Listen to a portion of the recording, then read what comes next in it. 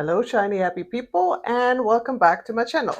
I'm the Cinema.Sewist, and on this channel, I'm creating a cinematic wardrobe utilizing a little bit of creativity and a whole lot of dedication. I am on today for a very quick sew and tell plans, which is going to be a little different than the ones that I did before because this is not solely based on a month, but as I'm filming this, it's actually Christmas. And we're in the middle of Capricorn season. Now, being in Capricorn season is one thing. For me, it is special because it's also my birthday in January, meaning it is very apt that I am trying to show you what I'm planning on making for Capricorn season. And I'm trying to also get this into more of a Capricorn theme with that. So without further ado, let me show you the couple of makes that I'm going to make. It's not going to be many because let's be realistic. We're already in Capricorn season and it ends on the 20th. So yeah, there's not that much time. It's around 3.5 weeks. But let me show you what I have planned. And before I forget, yes, there's going to be a show and tell for everything that I made in the second half of this year, but I have not filmed that yet. It's gonna come. It's probably a lot less spectacular than you may think it's going to be, but it is going to come indeed. So, first up, the plans for Capricorn season. Also, a little disclaimer in advance. I have only 2 of the fabrics available to me. The third one I have recently ordered. I treated myself for Christmas for 1 fabric, and in fact, this is going to be my birthday dress.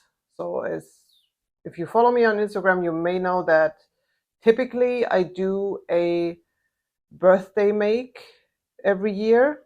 I think this year I was a little unspectacular. I made a Frenzy sweater. Not this one. This is the dress version that I made for Christmas season last year. And yeah, I still love it. So I'm wearing it this year as well. I'm wearing it for Christmas today.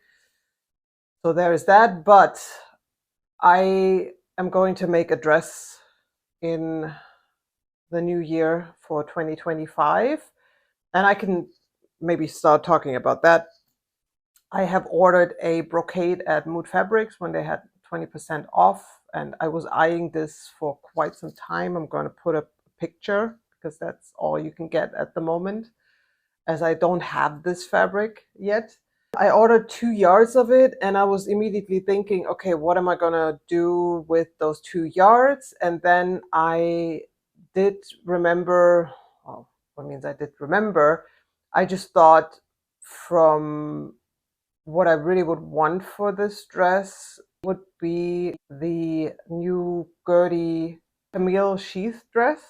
Also putting up pictures here. I bought her book, which came out last year, or no, this year. We're still in 2024, mind you. So it came out this year, and I ordered it, and I even ordered the printout of the pattern, so I have that all handy. And I would like to start on the Camille sheath dress because it's simple, it's very pretty, I find, and I think just with the combination of the fabric being so loud and busy, I think a dress that has a very clear line is actually going to accentuate that beautifully. So that is the plan for my birthday dress for mid of January, and you're going to see how that comes out. Obviously, that was plan number 1, and I only have 2 more. So there's, like I said, it's not going to be that much. So let's jump right in. I am planning on making a new suit. Now, the reason is I'm also going to be traveling, which is also why I don't have all of January, because I'm actually traveling in January. And I did make a blouse, and I'm going to pop up a picture. This is one of the last makes that I made from a, what is it? I think it's a jacquard print. Yeah, it's a silk. And I was actually trialing the, what is it called? Edwidge blouse. I think it's the Edwidge blouse. Yes. Let's just see the pattern piece over there. It is the Edwidge blouse. I was trialing that because I wanted to make this in a different fabric. And let me just talk about that fabric first, because why not? So it was a trial version. And now I'm 100% sure that I want to use this pattern for that fabric. This fabric is from Barcelona. I bought this 2 years ago. And the catch of it is that I only have 1.8 meters. So I need a pattern that is not too busy, does not require too much fabric, because this one requires about 2 meters. But if you calculate the 2 meters, you also have to see that there, for instance, is facings and things like that in there. So that's why I'm going to make black facings in this case, but I'm just going to show you. Let's see how this is right side up. It might be this way. So this is the fabric. I find it looks very 70s. I fell in love with this because it's so different. It's so, like, yeah, unique in its nature. And like I said, I found this in the store in Barcelona like 2 years ago. It might even be this way up. Who knows? I will figure it out before I cut into it. But yeah, I don't even think it matters because it's such a busy print. And yeah, it's gonna be the Edwidge blouse, because that is also like, there's not so many distracting features like a collar or anything. It's very simple, very stripped down. And I'm convinced now that this is the pattern that this fabric requires. And so I'm going to make it. I'm going to jump right in, because I wanted to make this blouse now I wanted to make it since I bought the fabric. And it's been 2 years. It's about time that I'm making this. So that is number one.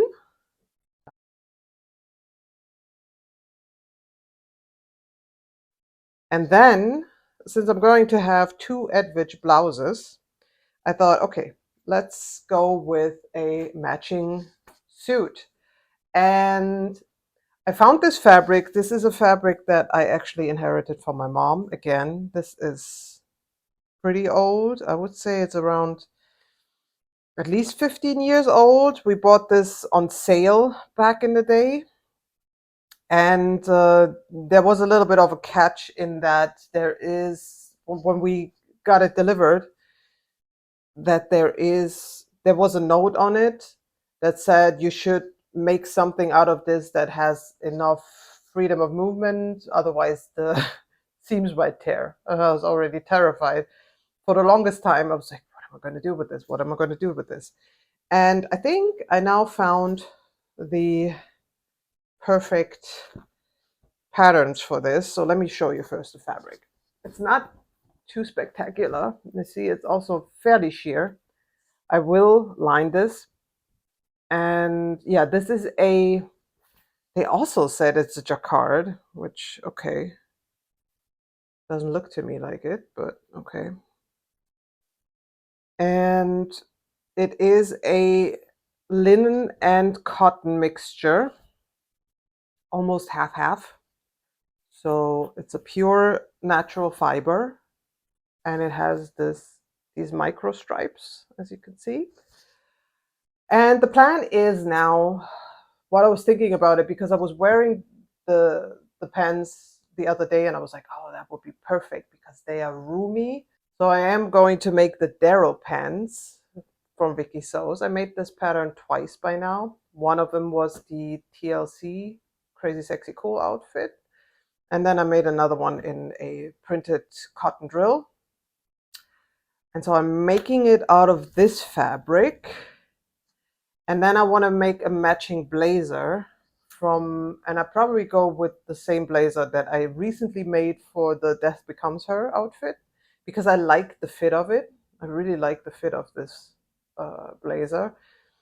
But there's a little catch to these two pieces, because I was thinking about old Make 9 makes that I always wanted to make and I never made them. There was a couple of years ago, I think it was 2 or maybe even 3 years ago, there was a Chanel collection with a pantsuit with added rhinestones on the pant legs and on the jacket. And I'm going to show a picture. And I found this so pretty that I was like, yes, I really want to make that. I wanted to make that for the longest time. I didn't quite know if I should buy fabric for this, if I should do this, that, or the other. And then it kind of dawned on me, because I want to make this a little more interesting. I was like, yes, you know what? I'm getting rhinestones, and I ordered them. They're also on the way. I'm going to embellish the pants and the jacket with rhinestones. Now, I did get different rhinestones than the ones that I used for my Christmas make, which also is going to come soon, I promise. I recorded everything except for the wrap-up, but it is going to come. I ordered now rhinestones that are a little lighter, because I'm kind of like, okay, with pants and jackets, this is stuff you start to discover over time, what is practical in the end to wear, what is not practical. And the rhinestones that I used on my Christmas make are not very practical. And so I ordered like plasticky rhinestones that are super light, so you can wear them, so you can embellish pants like the Darrow trousers, and you can embellish a jacket without it being hindering in daily movement. Because yeah, this is obviously going to be supposed to be an everyday wear make, which is just very extraordinary, right? And so yeah, this is what I'm going to make, and that will fit perfectly to the two blouses that will accompany this, both of them Edwidge blouses. Now the blazer might be a little tricky to get those voluminy sleeves in there. I am hoping, because I have 4 meters of this and I already washed this, it might even be more than 4 meters, because there were a couple of inches added, because apparently there's a couple of flaws in the fabric, which, okay, I'm good with it. Like I said, we bought this on sale, so it's not really like anything tragic. But I'm hoping to also get a waistcoat out of this. Can wing it, I will make a waistcoat as well that would go perfectly with the blouses. Then you have enough room for those voluminy sleeves. And if not, I'll think of something else. So there's always options, but this is what's going to happen. And I'm happy actually to use this fabric up finally, because it's like, we always like to buy new things, but I'm always super happy if I go through my stash and I'm finally mustering up the courage to actually make something out of the things that I have, which is also going to be a theme for next year for me. But I'm going to get into that in a different video, and my motives for it. And with that, the new Make 9 for 2025, because the 2024 Make 9 tanked horribly. And if you follow me, you know this. I don't even really need to do a wrap up of that. But yeah, let's just use what we have, shall we? Against consumerism, we use what we have. The only thing I consumed in that part and bought is the rhinestones, but that's a small thing in the greater scheme of things.